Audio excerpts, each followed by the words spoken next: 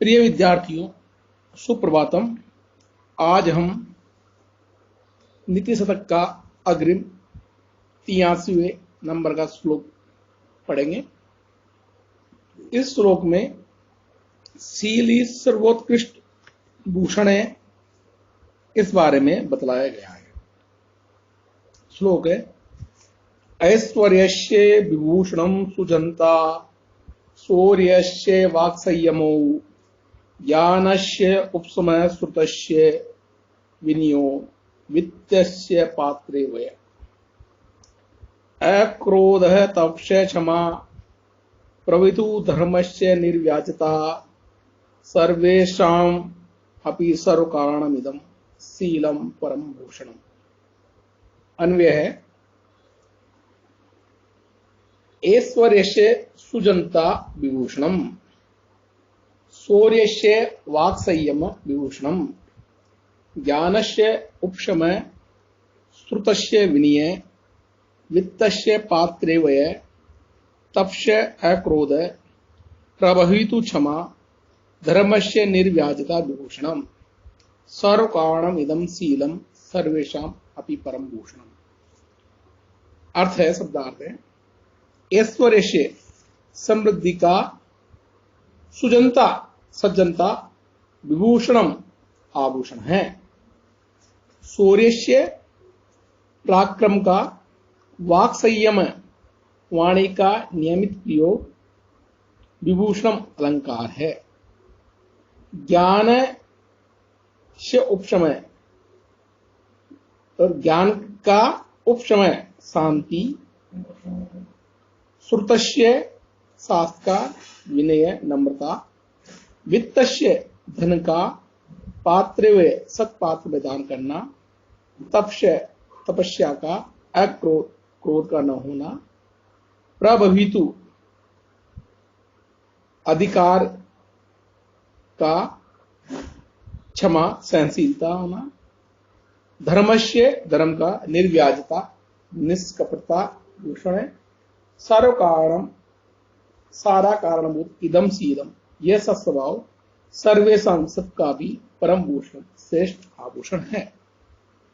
अर्थ है, ऐश्वर्य का आभूषण सौजन्य, शौर्य का वाक संयम, ज्ञान का शांति, शास्त्र ज्ञान का विनय, धन का सत्पात्र में दान, तप का क्रोध, सामर्थ्यवान का क्षमा और धर्म का आभूषण निष्कपटता है।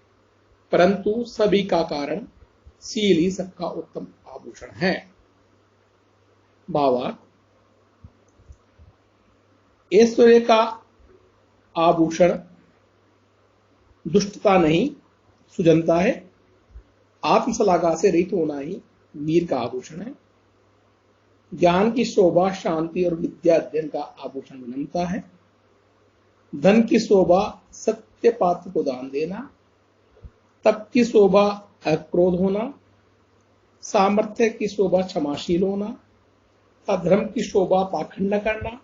इस तरह ये सद्गुण ही मनुष्य के सच्चे आभूषण होते हैं।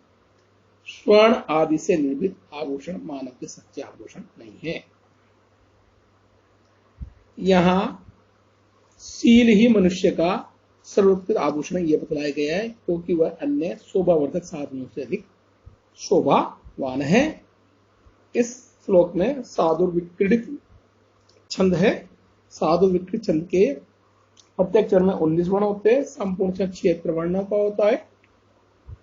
लक्षण है, सूर्या स्व यदि मसक सततगा साधु विक्रीडितम है। अग्रिम श्लोक है 84वां। इसमें धीर पुरुषों की अविचलता का वर्णन किया गया है। श्लोक है, निंदन्तु नीति निपुणा यदि वा स्तुवन्तु लक्ष्मी समाविस्तु गच्छतु वा यथेष्टम अद्यैव वा मरणमस्तु युगान्तरे वा न्यायात् अथ प्रविचलन्ति पदम नदीरा।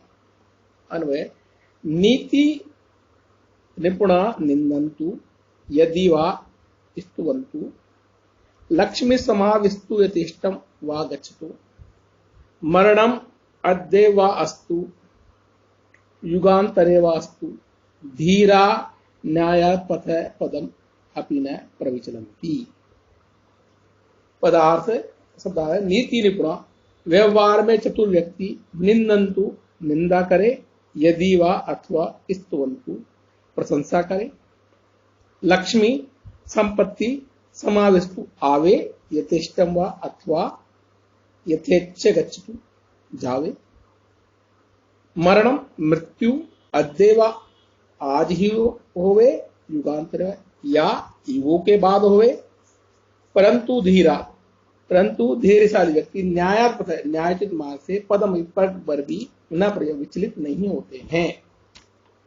अर्थ है, संपूर्ण अर्थ है कि नित्य शास्त्र विशारद चाहे निंदा करे या प्रशंसा करे, इच्छा अनुसार संपत्ति आवे या चली जावे, आज ही मृत्यु हो या युगों बाद हो, परंतु धीर पुरुष न्यायोचित मार्ग से एक कदम भी विचलित नहीं होते हैं। भावार्थ है, धैर्यवान लोग अपने निश्चित मार्ग से जरा भी विचलित नहीं होते हैं। अपने सुनिश्चित मार्ग पर चलते समय चाहे लोग उनकी निंदा करें अथवा प्रशंसा, चाहे उनको लक्ष्मी मिले या नष्ट हो जाए, चाहे उनकी तुरंत मृत्यु हो अथवा वे युगों जीवित रहें, परंतु वे अपना न्यायपूर्ण मार्ग नहीं छोड़ते हैं। उन्हें तो निंदा या स्तुति की चिंता नहीं रहती है। न्यायोचित कार्य साधन में लगा रहना ही उनका स्वभाव होता है। टिप्पणी है, मनस्वी लोग निंदा या स्तुति, लाभ अथवा अनिचिंता न करके हर अवस्था में न्यायोचित मार्ग का अनुसरण करते हैं। यहां बसंत तिल का छंद है, जिसमें क्या लक्षण है, उक्ता वसंत तिल का कब्जा जगऊ गए। बसंत तिल का छंद के प्रत्येक चरण में 14 वर्ण होते हैं, संपूर्ण 56 वर्णों का होता है। अग्रिम 85वें नंबर श्लोक है भाग्य का प्राधान्य। इसमें भाग्य की प्रधानता बताई गई है। श्लोक है, भग्नाशय करंड पिंडित तनो मल इंद्रियस्य क्षुधा कृत्वा कुविरंशम निपतितो नक्त मुखे भोगिन तृप्त तत्पिशितेन सत्वरमशौ तेनैव यात पथा लोको पश्यत देवम एव हि नृणाम विद्युच्छेद। अन्वय है, लोका पश्यत आखो नक्तम विवरम कृत्वा भग्नाशय करण पिंडित तनो क्षुधा मलान इंद्रियस्य भोगिन मुखे श्यम निपतित असौ तत्पिशितेन तृप्तशन तेन एव पथा सत्वरम यात ही देवम एव नृणाम वृत्तौ क्षय कारणमस्ति।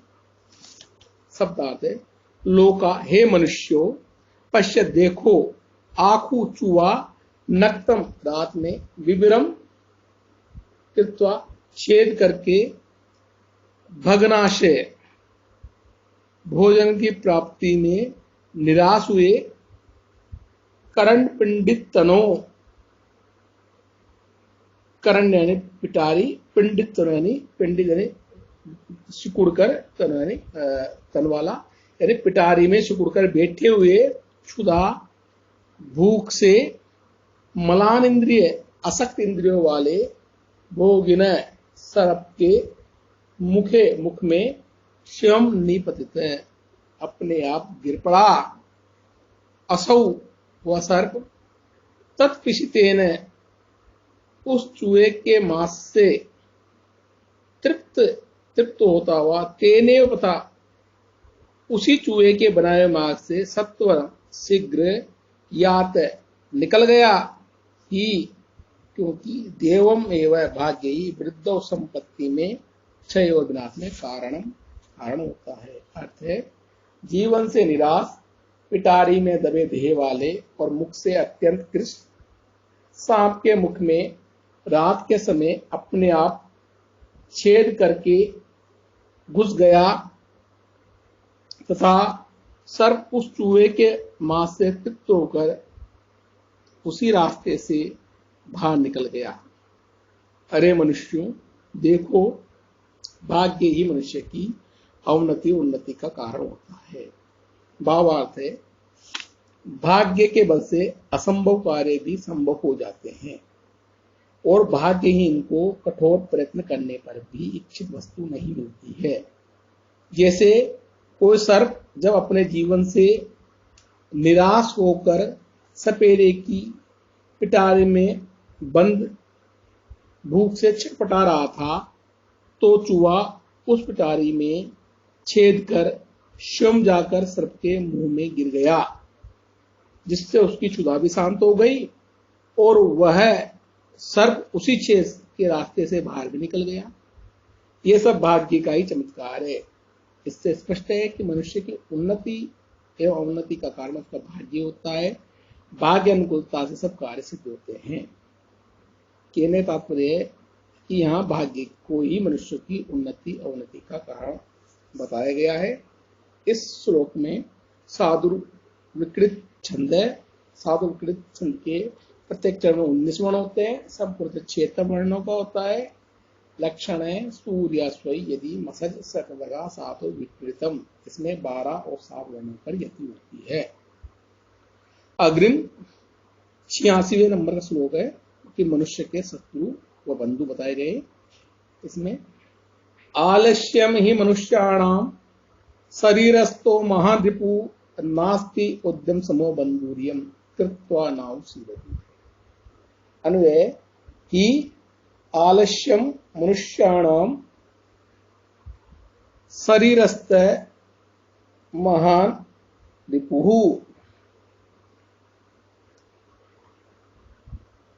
उद्यम समय अन्य बंधु नास्ति यम कृत्वा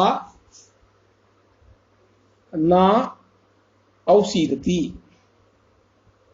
सप्ताह देखेंगे ही निश्चित रूप से आलस्यम आलस्य को या आलस्य मनुष्याणाम मनुष्यों का शरीरस्थ शरीर में स्थित यानी शरीर में रहने वाला महान रिपुहु महान शत्रु है। उद्यम समय उद्यम यानी मेहनत और श्रम यानी समान यानी मेहनत के समान या उद्योग के समान दूसरा कोई बंधु यानी भाई या सगे संबंधी नास्ति नहीं है। यम कृत्वा जिसे करके इसको मेहनत को जिसे करके न औसीदति न यानी नहीं औसीदति कष्ट प्राप्त होना यानी जिसे करके कष्ट नहीं होता है। अर्थ है आलस्य मनुष्यों के शरीर में रहने वाला महान शत्रु है। उद्योग के समान दूसरा बंधु नहीं है जिसे करने पर मनुष्य कभी दुखी नहीं होता है। भावार्थ देखेंगे आलस्य मनुष्य का महान शत्रु होता है क्योंकि यह मनुष्य के शरीर में रहता है और अप्रत्यक्ष होने से इसको जीतना कठिन होता है। उद्योग या उद्यम के समान दूसरा कोई बंधु नहीं होता है क्योंकि उद्यमी व्यक्ति कभी दुखी नहीं होता है, वह सदा सुखी रहता है। अतः मनुष्य को आलस्य को त्याग कर उद्योगी बनना चाहिए। यहाँ आलस्य को हानिकारक और प्रसाद को उन्नति कारक लाकर उद्यमी बनने की शिक्षा दी गई है। इस श्लोक में अनुष्टुप छंद है। अनुष्टुप एक वार्णिक छंद है, लक्षण है। श्लोके षष्ठम गुरु गेयम सर्वत्र लघु पंचमम द्विचतुष्पादयोर ह्रस्वम सप्तम दीर्घम अन्यो। अनुष्टुप छंद के श्लोके षष्ठम गुरु गेयम, छठवां वर्ण गुरु होता है और पंचवां वर्ण सभी चरणों में लघु होता है। सातवां वर्ण द्विचतुष्पाद, दूसरे चौथे पाद में ह्रस्व होता है और पहले पाद में गुरु होता है। ये बतलाया